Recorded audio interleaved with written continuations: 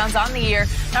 Is not only the lead in the NFL, but that also ties the Ravens' single-season franchise record. So, Shannon, how impressive was Lamar? Skip, he's making it look easy. I think the thing is now, I think it's a foregone conclusion. He's going to be the MVP. The only question that I have is, will it be unanimous? Yeah, I'll just answer that right now. Yes. You think it's going to be? Because Skip, look, what he's doing, he's throwing a touchdown every 11 pass attempts. That's the best since Aaron Rodgers' absurdly 45-6 season. Let that sink in. Now, Peyton Manning went 55-10. Patrick Mahomes went 50-10, if I'm not mistaken. So he's throwing a touchdown more often than those guys threw touchdowns in those historic seasons. That's what he's doing. Then you combine that with his legs. Skip, we've never seen anything like this. We've never seen a guy, he'd lead the league in touchdown passes. Skip, he's 5th in the NFL in rushing. He's the quarterback. We've never seen anything like this. We've never seen a guy that can run like this. Like I said, Michael Vick can run like this. Okay, let's just say for the sake of argument right now, they're equal. Skip, Michael Vick finished that season when he rushed for over 1,000 yards and broke the record. He threw 20 touchdowns. Lamar Jackson has 33 with 2 games to go. He's on pace to go over 1,200 rush yards, which is absurd. He's going to finish somewhere between probably, I'd say, 35, 38 touchdowns. With that body of work, he's #1 in QBR. Skip, he and Tom Brady are the only guys to throw 5 touchdowns 3 times with 0 interceptions in a season. Yep. He did that. He did that. I've never seen, and we were talking about it, I've never seen anything like this. A guy that in 7 starts last year throws 6 touchdowns. And you remember how it was against the Chargers. They were booing him. We want Flacco. He's gone from that to this. Incredible. I've never seen anything like this. He's been unbelievable. Increased his completion percentage by 8 points. Skip, he's making throws. That throw to Hollywood Brown on the move up in the pocket wasn't easy. The one to Seth Roberts wasn't easy. He's making it look easy. And I told Greg Williams, I said, if you blitz this kid and those guys run past him, he's going to jump out the window and he's going to be, and that's what they did. They went past him. He jumps out the window, Skip, and next thing you know, he's at the 6-yard line. That's what he can do. And what is, Skip, you have to spread the field because you don't want him to get on the edge. You see the first time he got the ball last night, they ran a design run. He got the edge and he picks up, 18 yards. The field is spread because you want to keep him kind of condensed in the pocket. But when you do that, you open up bigger throwing lanes. And you see he's hitting Andrews, he's hitting these tight ends. Skip, he's been unbelievable. That was a great performance last night. I'm glad people are getting an opportunity to see what this young man is doing. I can honestly say, having played this game and watched this game, nobody, and Cam had an unbelievable season when he won the MVP, but not this. Not this, Skip. Nobody. I mean, the guy's going to finish. He's going to be top 5 in rushing, going to lead the NFL in passing touchdowns, Skip. Who'd ever saw that coming? And to that point, every once in a while, something happens in sports, which is why we love sports so much. It is. Fair. That nobody sees coming. Nobody saw this coming. No. Even the great Ozzie Newsome, a man you know very well. I know him. And this was his last hurrah, was to trade up to the last pick in the first round, number 32, to take this young man. I don't even think Ozzie saw this. No. If he saw this, he would have traded up farther. You know, he would have been afraid somebody else would snatch it. Yes. And we got to hear the great Joe Buck last night on the call, and I thought of his father, Jack Buck, and I don't know if you remember Jack. I do. Legendary play-by-play announcer. Oh, yeah. 1988 World Series, Game 1, out here in L.A. I was covering the game, and Kirk Gibson came off the bench with a pulled hamstring and hit a legendary game-winning home run off the great Dennis Eckersley.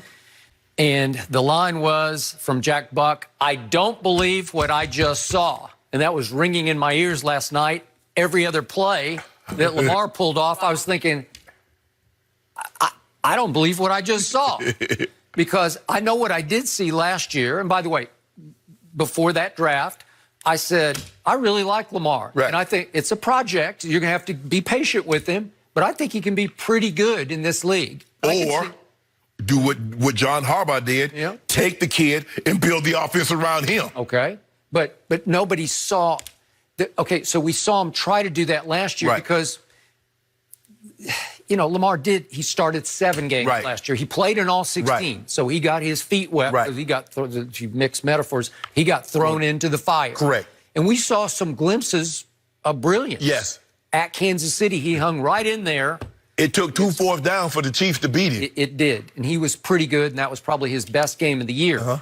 But his QBR for the whole year ended up 46, which was 28th in the NFL. So it wasn't predicting greatness in the QBR. And remember, Skip, he went to San Diego. He went to L.A. and beat the Chargers on a Saturday night. Okay, all right. But then, to your point, he winds up in a home playoff game against those Chargers. And through 3 quarters, he was 3 of 9 for 25 yards. Think about that. Yes. That same guy you've been seeing night after big stage night. Yes. He was 3 of 9 for 25 yards through 3 quarters. And then they rallied in the 4th. They were down, 23-3 with 9 minutes left. And they rallied and they cut it to 23-17, but it really wasn't that close. Right.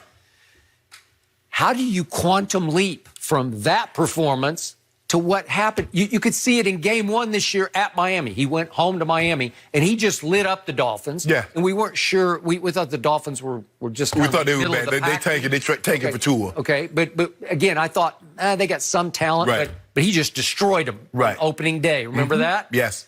And he really hasn't looked back. They have lost a couple of games. He lost to Kansas City, and then Baker went in there and lit him up. And Lamar played pretty well in that game, but Baker played a little better. Correct. And the Browns played a little better than the Ravens did, scored 40 points.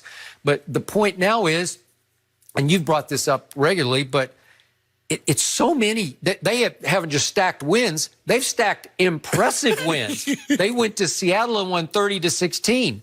They beat the Patriots on a Sunday night, 37-20. Houston went there and lost 41-7.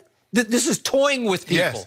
The Rams on Monday Night Football. In their building. 45-6. Are you kidding me? 45-6? That's not even fair. And then they did beat the Niners, so it was a big quality win. Right. And it's 20-17, but it really wasn't that close to me. And they went to Buffalo, and that was a key significant win, 24-17. And then last night, I thought maybe the Jets could hang in and Jets had a couple of early chances, but it was 42-21. Right. And to your point, after a while, it was like a frolic for him. He was just having fun out there. Yes. And it wasn't like he was showboating or grandstanding or hot dogging. He was just really having fun. And, Skip, they have so much confidence in him. John Harbaugh, you listen to the NFL when he's mic'd up and he's saying, what you're doing is not easy. That throw you, because he's talking about Buffalo last week, Skip, he's like, what you just did, that's not easy.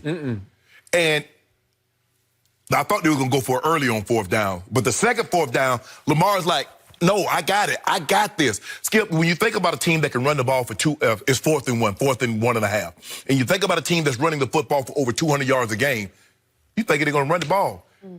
Lamar, throw the football for a 1st down. That's what you do with Aaron Rodgers. That's what you do with Brady on 4th down. You put the ball in your best player's hand and you say, throw it. Right. Well, this guy's legs is dynamic. They say, no, Lamar, throw it. Correct. So I repeat, the reason this is so revolutionary to my eyes is because, to my eye test, he is now easily the best running back in football. He's better than Chubb. He's better than Zeke. He's better than Dalvin. Right. He's better than Lil McCaffrey. He's better than any of them with the football tucked under his arm. Right. He has also become as deadly a thrower of the football as we see in this whole league. Right. You can have Drew Brees, you can have Tom Brady, whoever, you throw them all in there.